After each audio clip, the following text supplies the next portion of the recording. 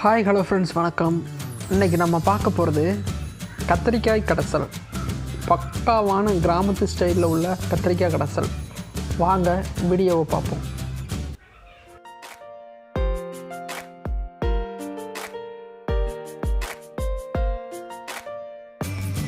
தேவையான பொருட்கள்: கத்திரிக்காய் 150 கிராம், தக்காளி 50 கிராம், பூண்டு 10 எண்ணம், புளி ஒரு சின்ன கோழி குண்டு அளவு, மிளகாய் வத்தல் 4 எண்ணம், சின்ன வெங்காயம் 20 எண்ணம் அல்லது 100 கிராம், கருவேப்பிலை சிறிதளவு, கடுகு 1 தேக்கரண்டி தாளிப்புக்கு, சீரகம் 1 தேக்கரண்டி தாளிப்புக்கு. வாங்க செய்முறையை பார்ப்போம்.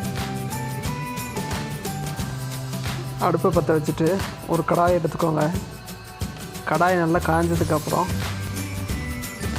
3 டேபிள் ஸ்பூன் எண்ணெய் ஊற்றிக்கோங்க. 4 வத்தல் போட்டுக்கோங்க.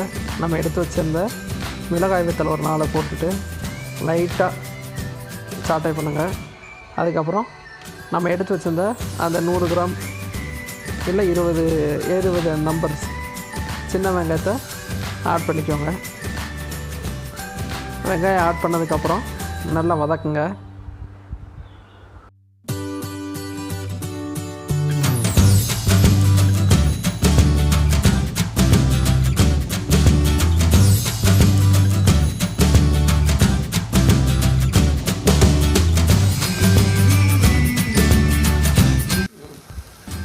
அடுத்து தக்காளி ஆட் பண்ணிக்கோங்க. தக்காளி ஆட் பண்ணிவிட்டு நல்லா சாட்டை பண்ணுங்கள். எண்ணெய் கொஞ்சம் அதிகமாக ஊற்றியிருந்தோம், மன்னிச்சிக்கோங்க ஃப்ரெண்ட்ஸ்.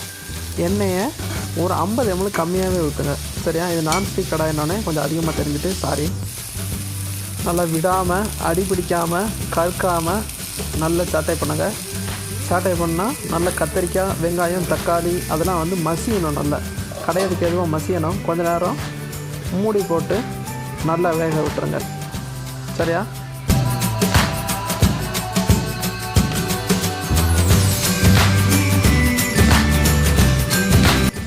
நம்ம கரைச்சி வச்சுருக்க புளி கரைசலை இந்த வதக்கிக்கிட்டு இருக்க கத்திரிக்காய், வெங்காயம் இதில் ஊற்றுங்க. ஊற்றிட்டு நல்லா இது சுண்டணும். இது எப்படின்னா நல்லா மிக்ஸ் பண்ணி விட்டுட்டு இப்போ தேவையான அளவு உப்பையும் ஆட் பண்ணிக்கோங்க, சரியா? இந்த கடைசலுக்கு தேவையான உப்பையும் ஆட் பண்ணிவிட்டு நல்ல வெந்து மசிஞ்சிடணும்.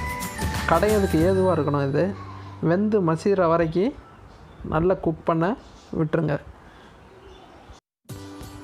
இந்த அளவுக்கு வெந்து மசிஞ்சிடணும். பார்த்திங்களா, அந்த புளி தண்ணி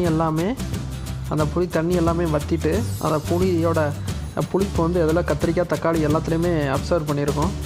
இந்த டைம் கரெக்டான பதம் பார்த்துக்கோங்க. நல்லா வெந்ததுக்கப்புறம் கடையிறதுக்கு ஏதுவான ஒரு பாத்திரம், நல்ல வட்டமான பாத்திரத்தை எடுத்து நம்ம வேக வச்சுருக்க இந்த கத்திரிக்காய் எல்லாத்தையும் அதில் தட்டிட்டு நல்லா கடைய ஆரம்பிக்க வேண்டியதான்.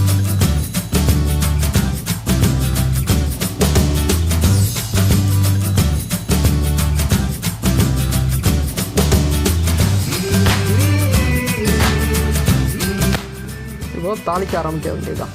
நல்லா மட்டை வச்சு நல்லா மையாக கடைஞ்சதுக்கப்புறம் ஒரே ஒரு டேபிள் ஸ்பூன் எண்ணெயை ஊற்றி அதை 1 டீஸ்பூன் கடுகு எடுத்து வச்சுருந்தோம்ல, அந்த கடுகை நல்லா பொரிய விடு.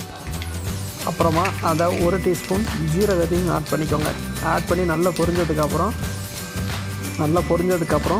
கருவேப்பிலையை போட்டு கருவேப்பிலை வாசனை வந்த உடனே நம்ம கடைஞ்சி வச்சுருங்க அந்த கத்திரிக்காய் கடைசலை தாளிக்குள்ளே ஊற்றி நல்லா மிக்ஸ் பண்ணுங்கள்.